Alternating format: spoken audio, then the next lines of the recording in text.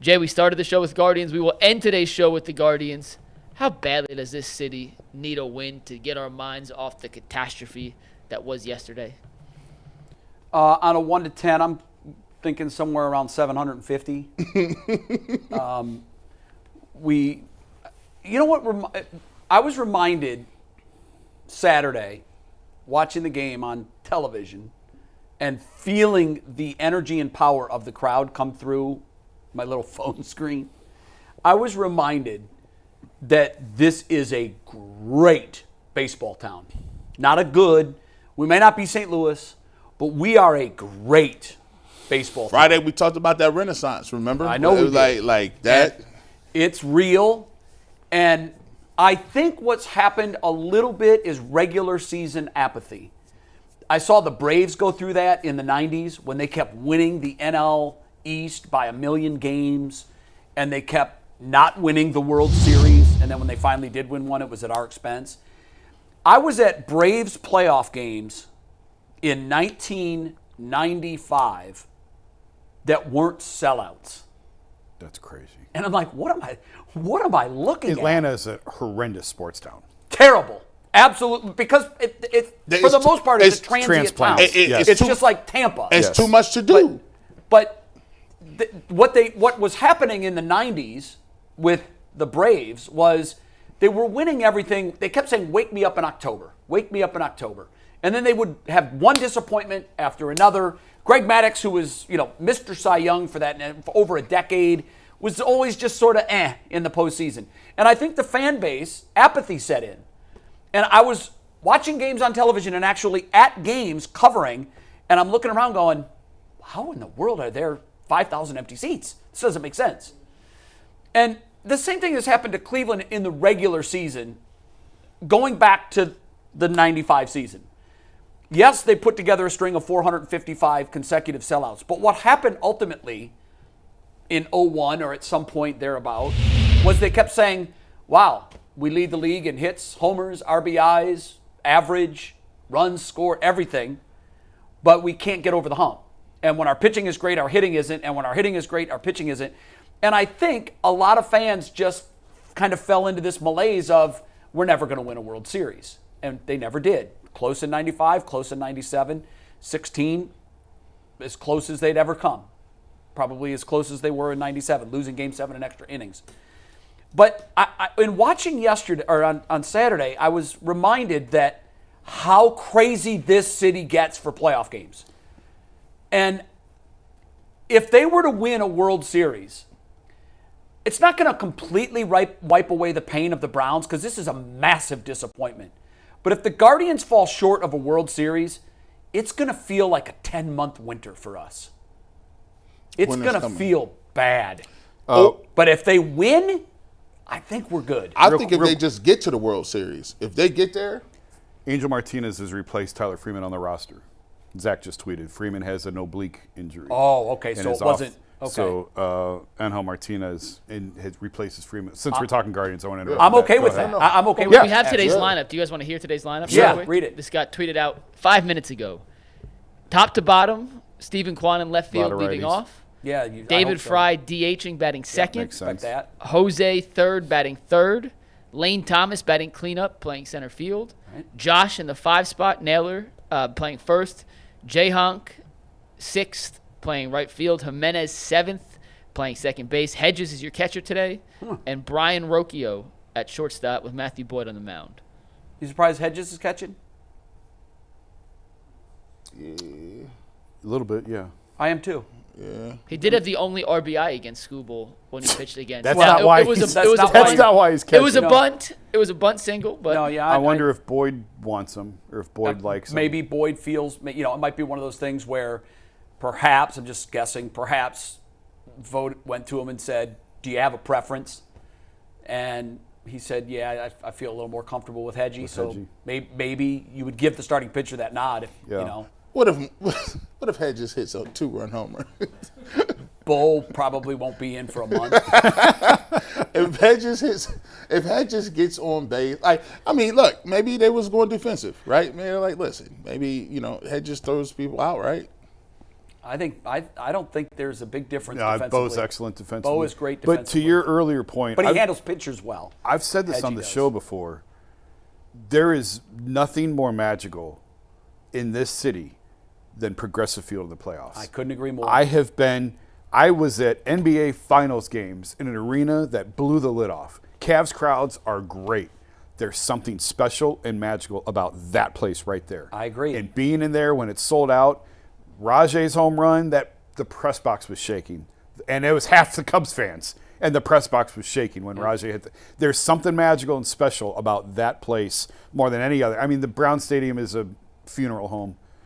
The Cavs arena is great. It's great. They have one of the best crowds in the NBA. I don't want to dismiss this at all. There's just something different and special about Progressive Field in October. In fairness, we haven't seen a playoff game at the dumpster fire and you stadium. probably never will. We probably never will. They'll probably knock it down before it happens. But now think about that. When they built that, if someone would have told you 25 years from now, you know what we're going to say? We've never played a playoff game in here. That's crazy. You talk about bad investments. I almost want to vomit in my mouth just saying that. So now I was at the Jets game, the Monday nighter, when the Bud Light cooler got busted up. Yeah, it was fun. That was one of the most insane environments I can ever remember in all my years of going to Browns fans or Browns games. But you're right, because we've seen so many October games played in that stadium. Yeah. And there's nothing better than a sea of red and everything's flying, and you're just like, oh my God, this stadium is living and breathing right now. Perhaps if we ever saw a meaningful game at Browns Stadium. And the Browns have had some good moments in that stadium. They have. A few and far between, but there have been like a few. When you compare them, okay, so it was breaking a 18-game losing streak or whatever it was. Right. And a couple Thursday night crowds were really good. Thursday crowds are good. We've had some good moments there, but by and large, the magical moments happen at that place. Yeah. On the corner of Carnegie and Ontario. Yep. And the magic number's 10. One way or another, you have to get to 10 before you lose either 3 in a series or 4 in a series. Yeah. And I love this team's chances to do that. Too. I do love too. them.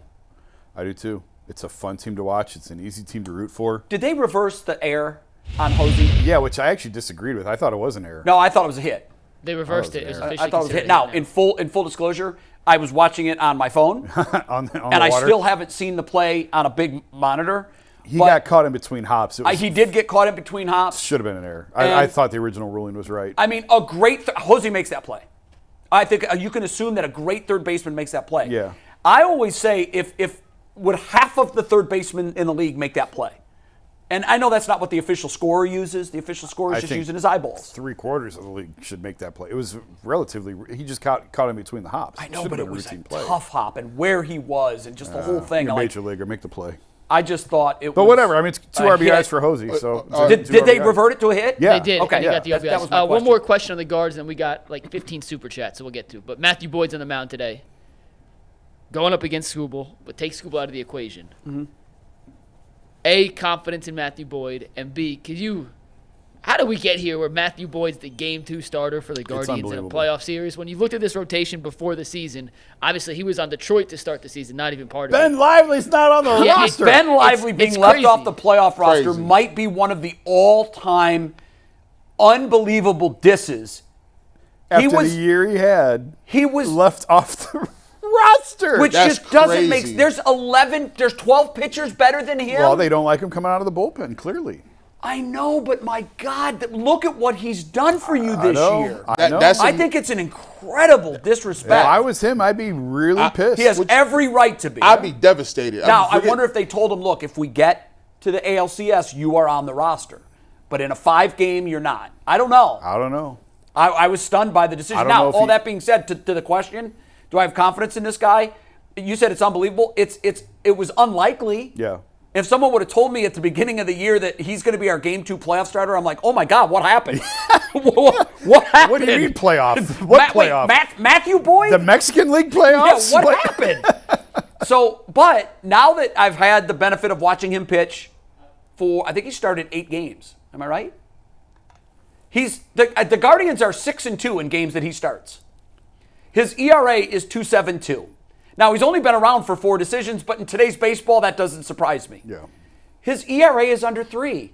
Hell yeah, I'm confident in him. Well, I'm glad you are. I have no faith. How can you? Because I've watched him pitch. No. If he pitches today the way he's pitched this year, Listen. he's going to keep us in the game. You got an off day tomorrow. 3 1/3, baby. Hey, That's what you get. You get 3 1/3 innings. I said So what if he 2 goes 10 up, 10 pot. down? You taking him out? Yeah. 10 up, 10 down. He hasn't seen the red. No, 10 up, 10 all, down. all depends on how hard they hit the ball. 10 up, 10 down. First guy to reach, he's gone. I'm serious. He said it like it was that much different from 10 mine. He's up- like, That's amazing. 10 up, 10 down. Your number 2 hitter's up. If he reaches, you got 3, 4, and 5. Sorry, thank you, Matthew. Job well done. Here's your watch. Go take a Okay, shower. then your leash is shorter than mine. Yes. My leash is going to be short, but not that short. But if the 6th batter reaches, I'm not pulling him. But I'm just saying it's the second time through for me. It's the second look at him. Yeah, I they know. already And- know him. He was just on the team. No, they know him. oh, yeah, that's another thing. They know, but they didn't hit off of him. And so what? They didn't hit off of him. It's not like if you're a defensive back and you're going against Deshaun Watson in practice every day for 8 years and then you play against him. They get You have coached- a huge edge. They get None of coached these up- guys hit off of him. They get coached up a little bit. The guys in the, like, what does he do? Is he going to throw the ball? Watch for this. He gets a lot of strikeouts. I mean, he's a high strikeout guy. 3 1/3. Give me 3 1/3. All right. I say if he only goes 3 1/3, this is an L. I disagree. Yeah, I just. If you get to the bullpen, You can move that get out. 3 1/3 out. You of don't him. have 6 arms in the bullpen you can trust. You've got 4. You And, can throw other and guys. one of them is only going to give you an inning. So can now throw you've other got guys. 3 to eat up 5 innings. 3 1/3. Give me 3 1/3. All right. That's it. We'll find